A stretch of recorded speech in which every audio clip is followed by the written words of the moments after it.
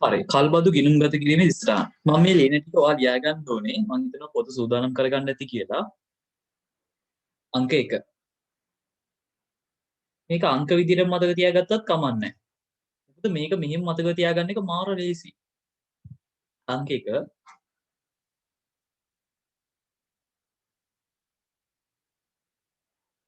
කල්බදු වත්කමේ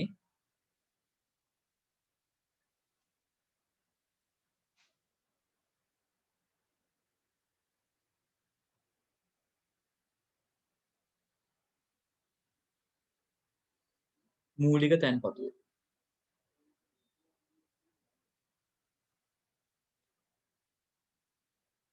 මූලික තැන්පතුව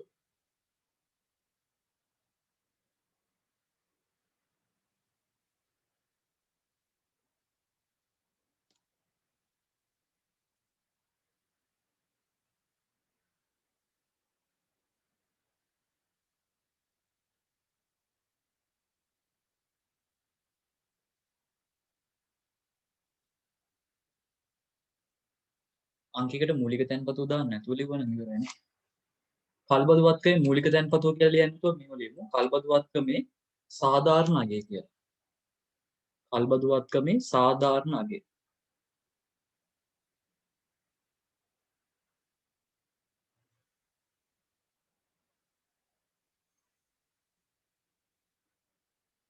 ඒක ලියන්නේ මෙහෙමයි. ඒ කියන්නේ උදාහරණයක් විදිහට මම කිව්වොත් එහෙම කාර් එකක් තියෙනවා ලක්ෂ 28යි. කාර් එකක් තියෙනවා ලක්ෂ 28යි. ඒ කියන්නේ කාර් එකේ ගාණ. අන්න ඒක ලියන්නේ මෙහෙමයි. අදාළ වත්කම් ගිණුම හර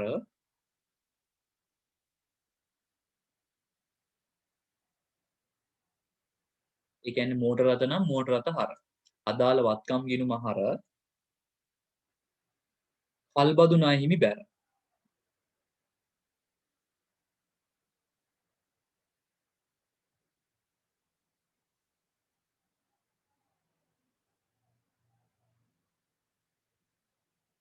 කල්බදු ණය හිමි බැර. හරි අපි එකින් එක වගේ තමයි ලියා ගන්න වෙන්නේ ළමයි. මොකද නැත්තම් මෙතන මේ මට ස්ක්‍රීන් එක දාන්න ගියාම පොඩ්ඩක් ප්‍රශ්නයක් වගේ. ලියා ගන්නද මේක? එක්කෙනෙක් ලියලා ඉවරච්ච ගමන් ස්ක්‍රීන් එක මාරු කරනවා. කල්බදු ගිණුම්ගත කිරීමට අදාළ දිස්ත්‍රාන්ත කියලා ලිව්වා. අංක 1 කල්බදු වත්කමේ සාධාරණ අගය. ඒ කියන්නේ කාර් එකක් නම් කාර් එකේ අර තියෙන වටිනාකම ලක්ෂ 28යි නම් අන්න ඒක.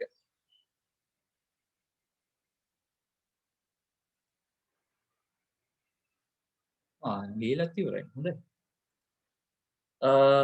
හරි එහෙනම් අපි මොන අංක දෙක ලියන්නේ? දැන් ළමයි දෙන්නෙක් ඉවරයි. අංක 2 අංක 2 මූලික තැන්පතුව. මූලික තැන්පතුව. මේක සමහරට ගානක නැති වෙන්නත් පුළුවන් මූලික තැන්පතුව. ඒ කියන්නේ ඔයගොල්ලෝ අර මම අර කලින් කිව්වේ ගානේ ලක්ෂ 28ක් වටින කාර් එකක් තියෙනවා. ඒ කාර් එක ගන්න ඩවුන් පේමන්ට් එක විදිහට ලක්ෂ 8ක් ඉල්ලනවා. ඒ කියන්නේ ලක්ෂ 8ක් දීලා පුළුවන් මේ 28 කාර් එක ගන්න. ඩවුන් පේමන්ට් එක. දැන් ඔයගොල්ලෝ ටීවී එකක් ගන්න ගියාම කියනවා 50000යි ටීවී එක 10000ක්වත් ඩවුන් පේමන්ට් එකක් ගෙවන්න. මූලික තැන්පතුව. අන්න ඒක. මූලික තැන්පතුව. මූලික තැන්පතුව අපි කියන්නේ මෙහෙමයි. දැන් අපි අර සම්පූර්ණගේම වත්කමයාගේ කල්බදු ණය හිමියටනේ බැර කළේ. ඒ කියන්නේ අර පුද්ගලයාට ලීසින් කම්පැනිට ගෙවන්න ඕනේ කියලා ලිව්වා. අදාළ වත්කම් ගිණුම හර කල්බදු ණය හිමියා බැර කියලා. එතකොට අපි ඊළඟට කරන්නේ මොකක්ද දන්නවද? එයාට තමයි අපි ලක්ෂයට ගෙවන්නේ. කල්බදු ණය හිමියට. නැත්නම් ලීසින් කම්පැනිට තමයි ගෙවන්නේ. එතකොට කල්බදු ණය හිමියා අඩු වෙනවා. එතකොට අපි ඒක ලියන්නේ කල්බදු ණය හිමියා හර. තව පාරක් කියන්නම්. ලක්ෂ 28කට ඔයා කාර් එකක් ගන්න යනවා. ඒ ලක්ෂ 28 කාර් එකේ වාර්තා කරන්නේ මෝටර රථ හර ලක්ෂ 28යි කල්බදු ණය හිමිබර ලක්ෂ 28යි කියලා. මේ කාර් එක ගන්නකොටම කියනවා ඩවුන් පේමන්ට් එකක් මූලික තැන්පතුවක් ලක්ෂ 8ක ගෙවන්න කියලා. ඊට පස්සේ අපි කරන්නේ ඒ ලක්ෂ 8 අර ලීසින් කම්පැනිට ගෙවනවා. ලීසින් කම්පැනිට ගෙවත් ලියන්නේ කල්බදු ණය හිමියා හර. අර ලක්ෂ 28ක් ගෙවන්න තිබ්බා. දැන් අපි ලක්ෂ 8ක් ගෙවන නිසා කල්බදු ණය හිමියා හර.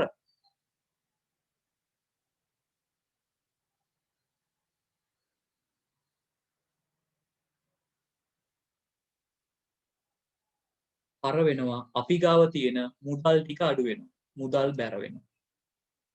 මුදල් බැර.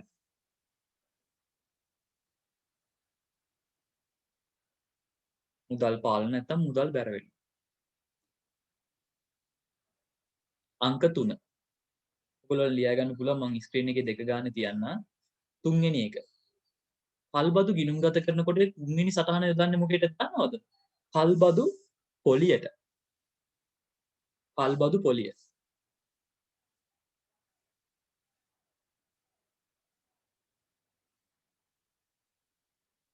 කල්බදු පොලිය. දැන් මේක නම් සමහරට ඔයාලට පැටලෙන්න පුළුවන්. කල්බදු පොලිය. දැන් ඕගොල්ලෝ මතක තියාගන්නකො මෙහෙම මම මේ කියන උදාහරණෙම ගන්න පුළුවන් නම් ලේසියි ඕගොල්ලන්ට. අපි කාර් එකක් ගන්නවා කිව්වේ ලක්ෂ 28කටනේ. ටිකක් මේක එක වගේ තමයි ඔක්කොම දේවල් ඕගොල්ලෝ පරිස්සමට අහන් කියොත් ඔලුවට දාගන්න පුළුවන්. ලක්ෂ 28යිනේ. හැබැයි ඕගොල්ලෝ හිතලා බලන්න ලක්ෂ 28ක කාර් එකක් අපි ලීසින් කරලා ගත්තොත් අපි ගෙවල ඉවර කරද්දි ලක්ෂ 28මද වෙන්නේ ඊට වඩා වැඩි වෙයිද? ලක්ෂ 30ක් 35ක් 30ක් නෙමෙයි ලක්ෂ 35කට විතර කිට්ටු වෙන්න ගෙවන්න වෙනවා. සාමාන්‍ය අවුරුදු ගාන වැඩි වෙන්න ගෙවන්න තියෙන ගාන ඒගොල්ලෝ වැඩි පොලියක් ගන්නවා. සාමාන්‍ය ලක්ෂ 33ක් 35ක් අතර වගේ ප්‍රමාණයක් ගෙවන්න වෙනවා. ලක්ෂ 28ක වගේ වාහනයකට. පොලිය විතරක්. එතකොට මෙන්න මේ පොලිය මේ කල්බදු ණය හිමියාගේ ඇතුලේ තිබ්බේ නෑනේ. එතකොට මේ පොලිය ලියන්නේ මෙන්න මේ විදිහට. හොඳට මතක තියාගන්න පොලිය ලියන විදිහ.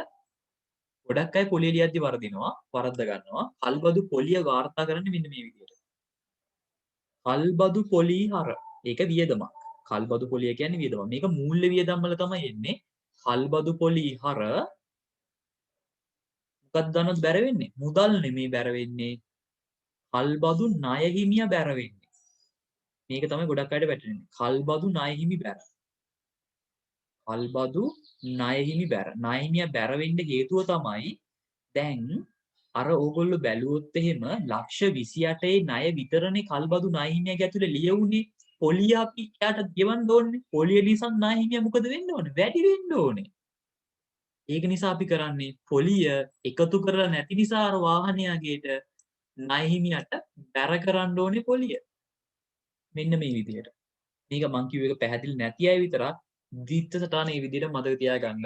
කල්බදු පොලිහර කල්බදු ණය හිමියා බැර කළා. ඒකට හේතුව වෙන්නේ අර කල්බදු ණය හිමියාගේ ඇතුලේ තියෙන්නේ වාහනීය වටිනාකම විතරයි. පොලිය එයාගේ ඇතුලේ නැහැ. ඒක නිසායි අපි පොලිය කල්බදු ණය හිමියාට මුලින්ම බැර කරලා ඉන්නේ. ඊට පස්සේ පොලිය අපි හර කරනවා. ඒක වෙනම දෙයක්. මුලින්ම බැර කරලා ඉන්නේ. කල්බදු ණය හිමියා වැඩි වෙනවා කියලා. කල්බදු පොලිහර කල්බදු ණය හිමි බැර. ඊට පස්සේ ඊළඟ එක මම පොඩ්ඩක් වීඩියෝ එක අයින් කරනවා මොකද පොඩ්ඩක් ස්ලෝ වගේ මැෂින් එක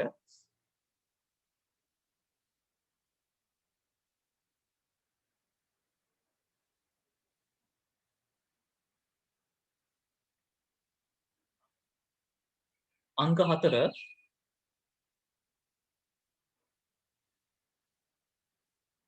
අපි 4 වෙනියට ගිණුම්ගත කරන්නේ කල්බදු වාරිකය. ඒ කියන්නේ අර මාසයක් ගාන නැත්නම් අවුරුද්දක් ගාන ගෙවන ප්‍රමාණය. සාමාන්‍යයෙන් මෙතන ඉඳන් වාර්ෂික ප්‍රමාණයක් තමයි ගිණුම්ගත කරන්නේ.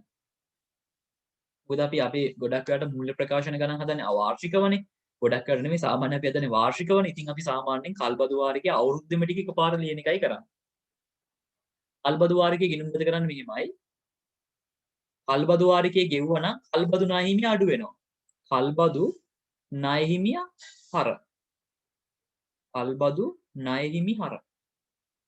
ඉතින් ඔයා හිතලා බලන්නකෝ මෙහෙම සාමාන්‍යයෙන් හිතලා බලන්නකෝ කොහෙද අපි ලියන්නේ මේ හරියට ලියමු. ඔයගොල්ලෝ පොඩ්ඩක් හිතලා බලන්න ඕනෙම වාරිකයක් හැදෙන්නේ කොහොමද කියලා. ඕනෙම වාරිකයක් හැදෙන්නේ හැමතිස්සෙම ණය මුදලෙන් අඩු වෙන ප්‍රමාණයයි ඒ කියන්නේ ණය මුදලෙන් අඩු වෙන ප්‍රමාණයකුයි පොලියයි එකතු වෙලානේ නේද? එතකොට ඕනෙම වාරිකයක් හැදෙන්නේ ණය මුදලෙන් අඩු වෙන ප්‍රමාණයකුයි පොලියකුයි එකතු වෙලා. එතකොට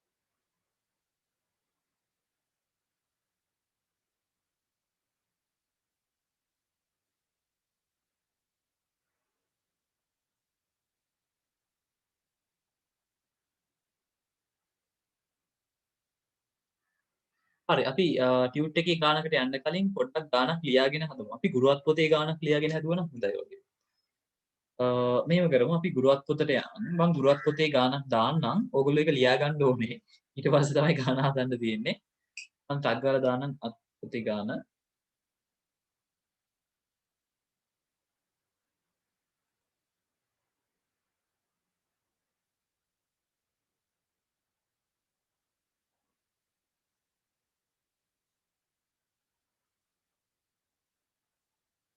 මේක ලියා ගන්න වෙනවා. මම ඕනම් කියන්නම්. ඕගොල්ලෝ නිදසුන් කියලා ලියලා ලියාගත්ත හැකි.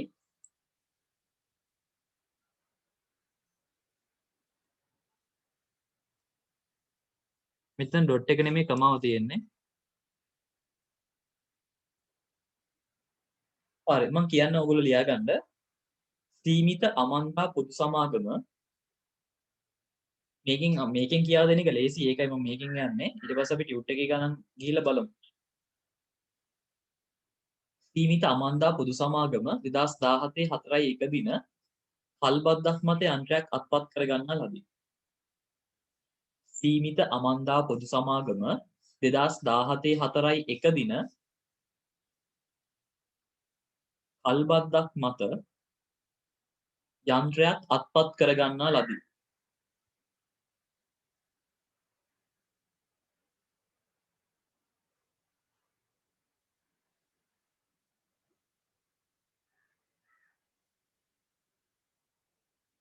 මෙම ගනුදෙනු වලට අදාළව පහත තොරතුරු දී ඇත. මෙම ගනුදෙනු වලට අදාළව පහත තොරතුරු දී ඇත.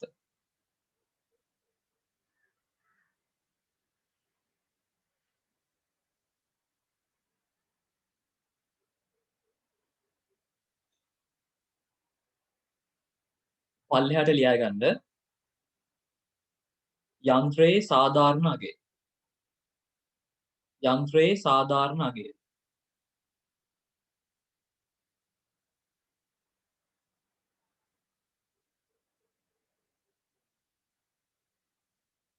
රුපියල් 15,41,992යි. 15,41,992යි.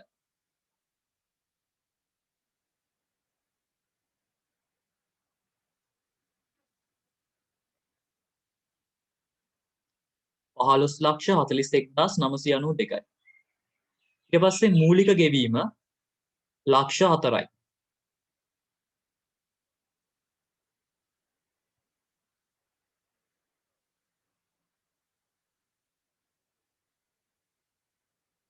ඊළඟ දත්තය සෑම වසරකම අග ගෙවිය යුතු කල්බදු වාරිකය. සෑම වසරකම අග ගෙවිය යුතු කල්බදු වාරිකය.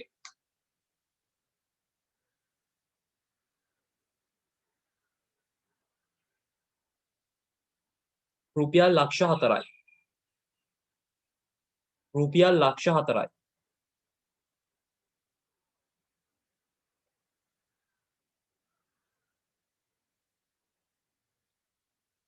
කල්බදු කාලය වසර 4යි. කල්බදු කාලය වසර 4යි.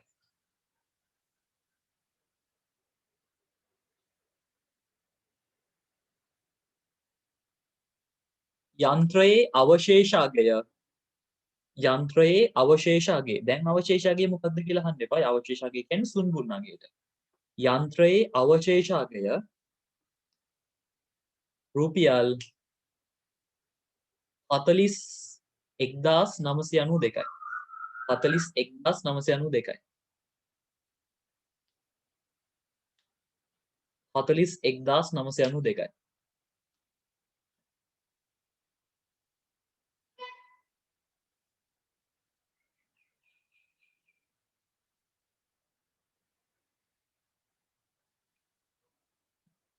ඵලදායී ජීවකාලය වසර 5යි. ඵලදායී ජීවකාලය වසර 5යි.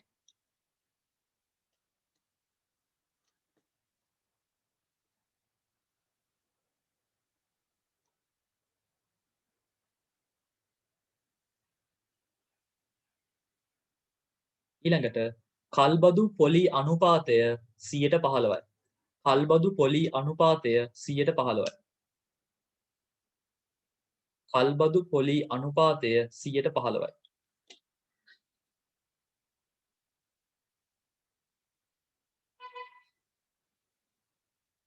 ඊළඟට තියෙනවා බදු කාලයේ අවසානයේ යන්ත්‍රයේ අයිතිය සීමිත අමන්දා සමාගමට ලැබේ. ඊළඟ රූලෙන් ලියා ගන්න. බදු කාලයේ අවසානයේ යන්ත්‍රයේ අයිතිය සීමිත අමන්දා සමාගමට ලැබේ.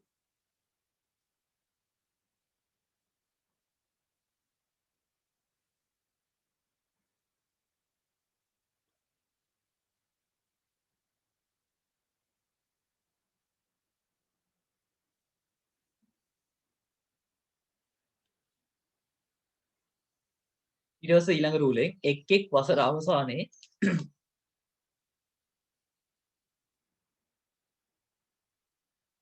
වසර අවසානයේ හරි කිව්වේ ඔක්කොම ලියලා ඉවරද? වසර අවසානයේ කල්බදු පොලිය පහත දැක්වේ.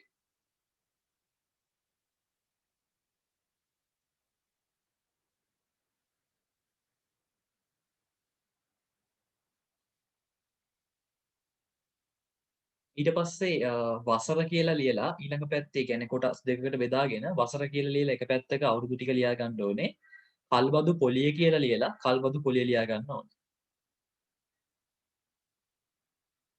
සාමාන්‍ය සමාගම් ගානක මේක දුන්නාට පස්සේ ගොඩක් ළමයි නිකන් බය වෙනවා වගේ. මොකද මේක සාමාන්‍යයෙන් ටිකක් ලොකු ඉඩ ප්‍රමාණයක එන ගානක්. ඒ කියන්නේ මේ ප්‍රශ්නේ එනකොට ටිකක් ලොකු ඉඩ ප්‍රමාණයක් යනවා. ඒ කියන්නේ ගැළපිල්ලම තියෙනවා සමහරට දැන් සාමාන්‍ය කොලයකින් ගත්තොත් පිටුවකින් කාලක් වගේ සාමාන්‍යයෙන් මේ ගානක් වැටෙනවා වෙන්න පුළුවන්. එතකොට ටිකක් ළමයි නිකන් බය වෙනවා එච්චර ලොකු ගානක් කියලා.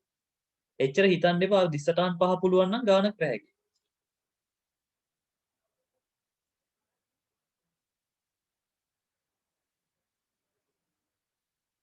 ඔව් අන්තිම එක 2020 21. අන්තිම එක 2020 21. මේක ඉතින් අඟුරුවත් පොතේ එකක් නේ ඒක වැරදි. 2021. 2017 2018 1,71,289යි. 2018 2019 1,36,994යි.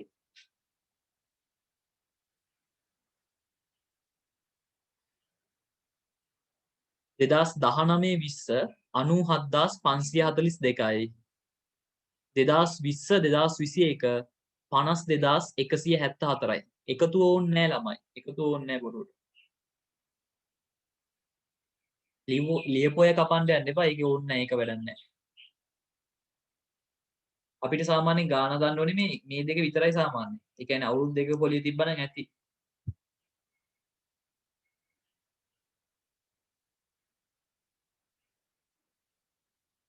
ඊට පස්සේ අපෙන් අහලා තිනවා අවශ්‍ය වන්නේ ඒ ටිකක් තියාගන්න ඕනේ එච්චරයි තියෙන්නේ. ඔව් ප්‍රශ්න තුනයි තියෙන්නේ අවශ්‍ය වන්නේ.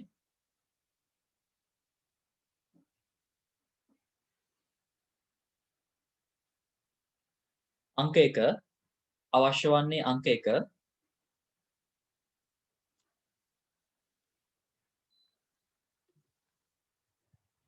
2018 3:31කින් අවසන් වසරේ 2018 3:31කින් අවසන් පළමු වසර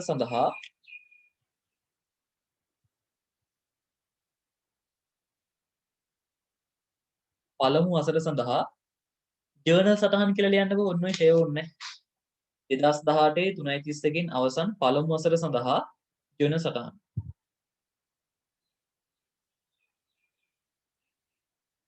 2018 3:31කින් අවසන් පළමු වසර සඳහා ජර්නල් සටහන්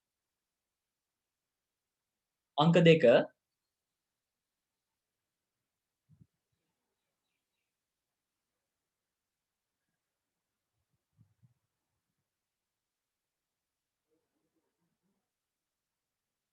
2018 3:31කින් අවසන් පළමු වසර සඳහා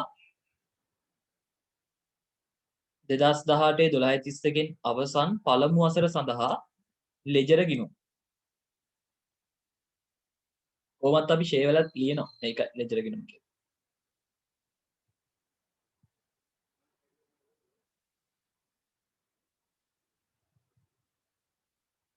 අංක 3 2018 12:31 අවසන් වසරට අදාළව මූල්‍ය ප්‍රකාශන වල දැක්විය යුතු අයිතමයන්. නැත්තම් මේකට ලියන්න පුළුවන් 2018 3:31 අවසන් වසරට අදාළ මූල්‍ය ප්‍රකාශන උපුටනයන්. එයිමත් ලියුව හැකියි. 2018 3:31 අවසන් වසරට අදාළ මූල්‍ය ප්‍රකාශන උපුටනයන්.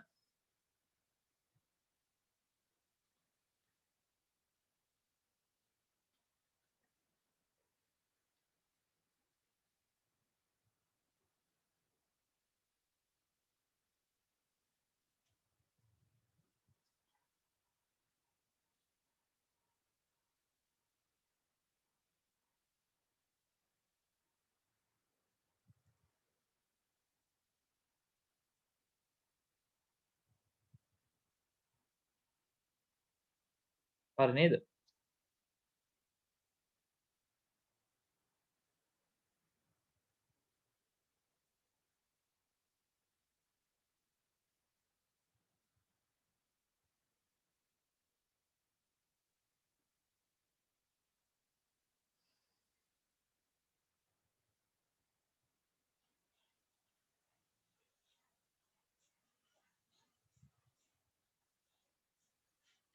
හරිනේ.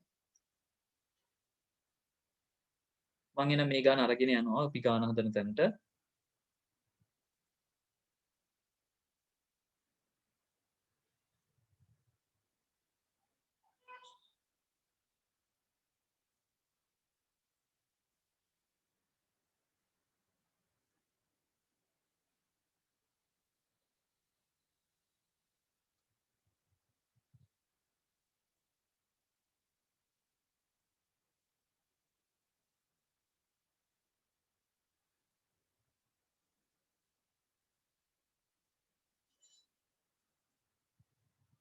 හරි.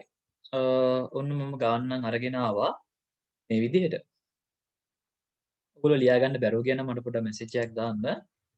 හරි. එතකොට දැන් අපි මේක ගිණුම්ගත කරන්න හදන්නේ. අපි මුලින්ම අහලා තියෙන ජන සටහන්නේ. දැන් ජන සටහන් ලියන්න කලින් තව පාරක් මතක් කරගන්න. අපි කල්බදු දීපල නැත්නම් කල්බදු ලියන දිස්ත්‍රාන් පහක් කතා කළා. මුලින්ම ලියන්නේ මොකක්ද? කල්බදු වත්කමේ දැනුම් මිල නැත්නම් සාධාරණ අගය. ඊට පස්සේ මූලික තැන්පතුවක් තියෙනවා නම් ඒක. ඊට පස්සේ කල්බදු පොලිය. ඊට පස්සේ කල්බදු වාරිකය. ඊට පස්සේ ෂය. ඔන්න ඔය පහ තමයි අපි ලියන්නේ. ඔය පියවර පහෙන්ම කළා නම් ලේසි. ඒක නිසා මම මේක ටිකක් ලේසි වෙන්නත් ඕනේ නිසා මම මුලින්ම ගාන හදන්න කලින් බලන්න අපි මුලින්ම ලියන්නේ සාධාරණ අගය නේද? ඒ කියන්නේ මෙන්න මේක තමයි අපි අංක 1 වෙන්න ඕනේ. සාධාරණ අගයට තමයි අපි ඉස්සරහට ලියන්නේ. ඒක නිසා මම අංක 1 දාගත්තා සාධාරණ අගයට. ඔයාටත් ඕන අංක දාගන්න පුළුවන්. ඊට පස්සේ අපි අංක 2ට කතා කළේ මූලික ගෙවීමනේ. එහෙනම් අංක 2 දාගන්න ඕන මූලික ගෙවීමට. ඊට පස්සේ අපි අංක 3 කිව්වේ කල්බදු පොලිය නේද? බලන්න මෙතන පොලිය තියෙනවද කියලා. කල්බදු වාරිකේ නම් තියෙනවා. පොලිය නෑ නේද මෙතන පල්ලෙහා. හැබැයි මෙතන තියෙනවා. එතකොට මේක ලියද්දි මේ මුළු පොලියද ලියන්නේ මේ පළවෙනි අවුරුද්දේ පොලියද? අපි දැන් කල්බදු දීපල ලියද්දි හොඳට මතක තියාගන්න අපි ගාන හදන්නේ මේ කල්බදු දීපල ගත්ත පළවෙනි අවුරුද්දේම නම් ඔන්න පළවෙනි අවුරුද්දේ පොලිය තමයි ගන්නෙ. අපි ගාන හදන්නේ දෙවෙනි අවුරුද්දට නම් දෙවෙනි අවුරුද්දේ පොලිය තමයි ගන්නෙ. දැන් බලන්න මේ ගාන 17 4යි එක තමයි මේක අරගෙන තියෙන්නේ. එතකොට පළවෙනි අවුරුද්දේ පොලියනේ ගන්න ඕනේ. එහෙනම් අංක 1 වෙන්නේ මෙන්න මේකට. සෝරි අංක 1 නෙමෙයි අංක 3. කල්බදු පොලිය දාගන්න පොලිය කියලා ගන්න මෙන්න මේක. ගොඩක් අය මේ එකතුව ගන්න හදනවා. ඒකයි මම එහෙම කිව්වේ. එකතුවට නෙමෙයි ගිණුම් තියන්නේ පළවෙනි අවුරුද්දේ පොලියට. මුළු පොලියට නෙමෙයි.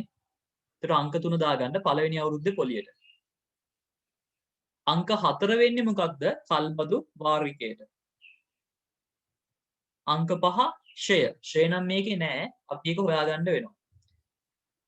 අංක 5 දාගන්නේ ෂයට. ෂය මේකේ දීලා නෑ. ෂය හොයාගන්න වෙනවා. ෂය හොයාගන්න දත්ත තියනවද? තියනව නේද මේ තියෙන්නේ? මේක ගත්ත හැකි. මේක ගත්ත හැකි. ඒ දෙක පාවිච්චි කරලා අපිට වක්‍රමේ ෂේ ටික නම් හොයාගන්න පුළුවන්. අපි ෂේ හිමීට හොයමු. අපි දැනට පොදු ජර්නලයක් ගහගමු. අපිට ඕනේ මේ දැන් විස්තරාන් පහක් තියෙනවානේ. ඕනේ වෙයි 3 ගානේ පහක් ගත්තොත් 15යි 18ක් වගේ. රූල් 18ක 16ක විතර පොදු ජර්නලයක් ගහගන්න.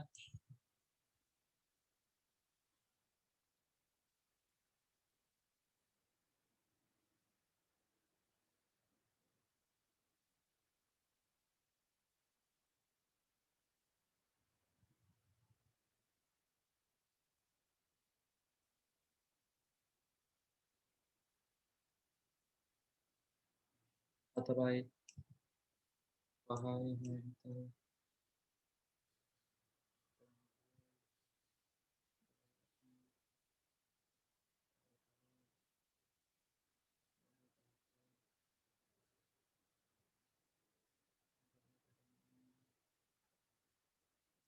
හරි මම ඔන්න රූල් 18ක විතර පොදු ජර්නලයක් ගහගත්තා. උඩින් ලියා ගන්නවා පොදු ජර්නලය කියලා.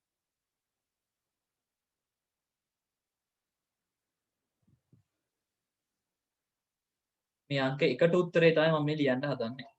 ජර්නල් සටහනේ.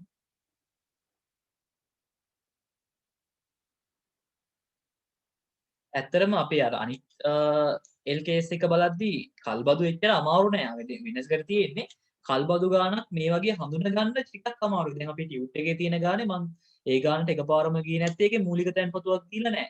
ඒකෝර ඔයාලට එකපාරට නුහුරු ගතියක් එනවනේ. ඒකයි මම එකපාරට මේකට ගියේ නැත්තේ. ඊට පස්සේ අපි ඒකත් හදමු.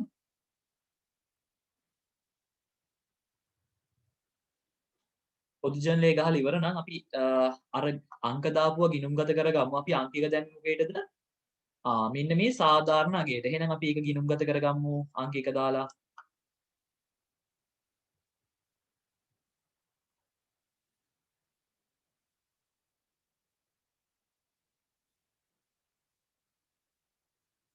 සාධාරණ අගය කොහොමද ලියන්නේ? දැන් මේක ඇවිල්ලා යන්ත්‍රයක් නේද? ඔව්. යන්ත්‍ර ගිණුම හර කියන්නේ අදාළ වත්කමේ නමනේ ලියන්නේ යන්ත්‍ර ගිණුම හර 15,41,992යි. ඊට පස්සේ කල්බදු ණය හිමි බැර. කල්බදු ණය හිමි බැර. මෙන් පාලන ඒවා ලියන්න යන්න එපා. කල්බදු ගොඩක් නෑ ව්‍යාපාර ඒක නිසා කල්බදු ණය හිමි බැර කියලා ලිව්ව හැකි අපිට. සංලක්ෂය ලිව්ව හැකි වත්කමේ සාධාරණ අගය කියලා. වත්කමේ සාධාරණ අගය.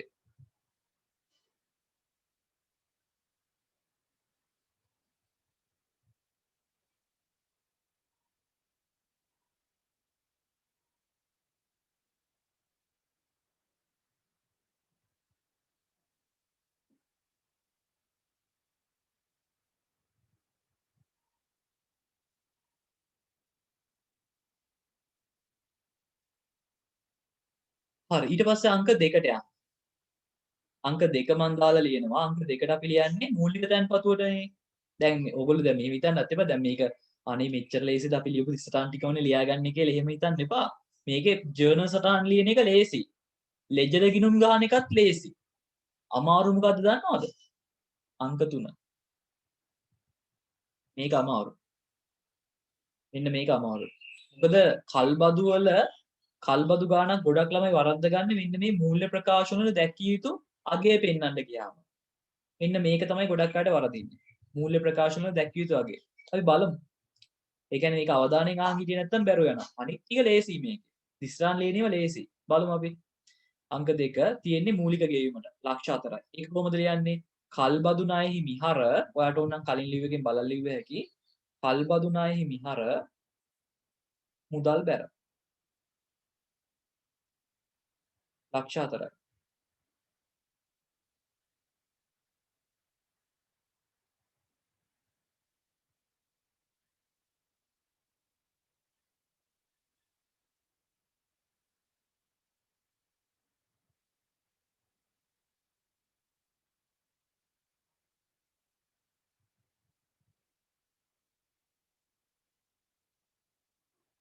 සංලක්ෂය විදිහට ලිව්ව හැකි මූලික තැන්පතුව කියලා. නිකන් ලියන්න එහෙම නැති. මූලික තැන්පතුව.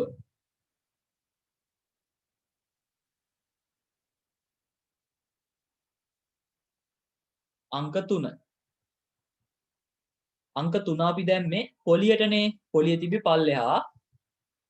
මෙතින් පොලිය අපි ලියන්නේ කල්බදු පොලිය හර ණය හිමියටම තමයි බැර කරන්නේ. මුදල් බැර කරන්නේ නැහැ. මොකද අපි කවදාකවත් කල්බද්දක පොලිය විතරක් ගෙවන්නේ නැහැ නේ ළමයි. ඒකයි අපි අර මුදල් බැර කියලා ලියන්නේ නැතුව මෙතනදී කරන්නේ කල්බදු ණය හිමියටම බැර කරනවා. ඊට පස්සේ වාරිකය ගෙවද්දී වාරිකය අපිට එකපාර ණය හිමිය හර කරන්න පුළුවන්. ඒකයි අපි එහෙම ලියන්නේ. ඒක නිසා මේ පොලිය කියන එක පටල ගන්න එපා. කල්බදු පොලි හර කල්බදු ණය හිමි බැර. කල්බදු පොලි හර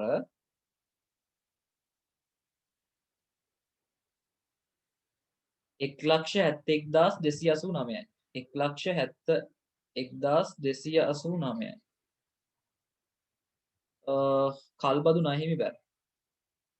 කල්බදු ණය හිමි බැර. 1,71,289යි. සංලක්ෂය ලියන්න පුළුවන් කල්බදු පොලිය කියලා. ඕනම් පළමු වසරේ කල්බදු පොලිය එහෙම ලියන්නත් පුළුවන්.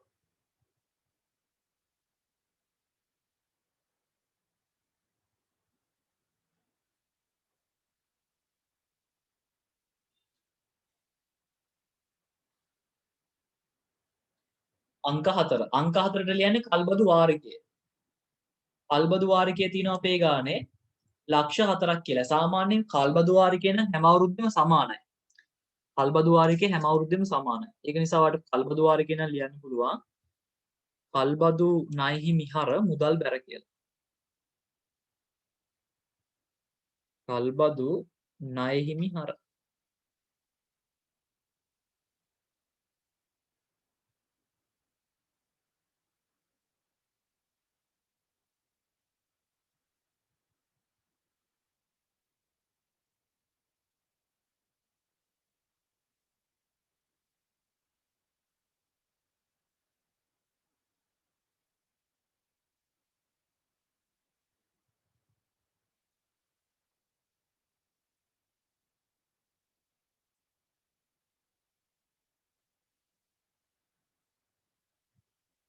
සංලක්ෂය ලියුවා හැකි කල්බදු වාරිකය කියලා.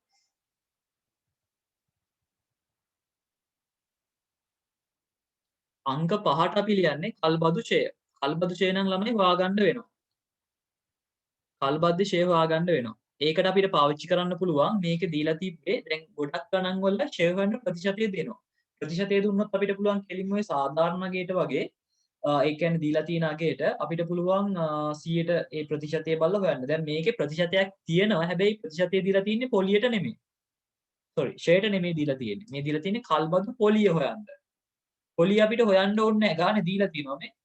එතකොට මේක ඇත්තටම වැඩක් නැහැ මේ ගානට. මේක වැඩක් නැහැ.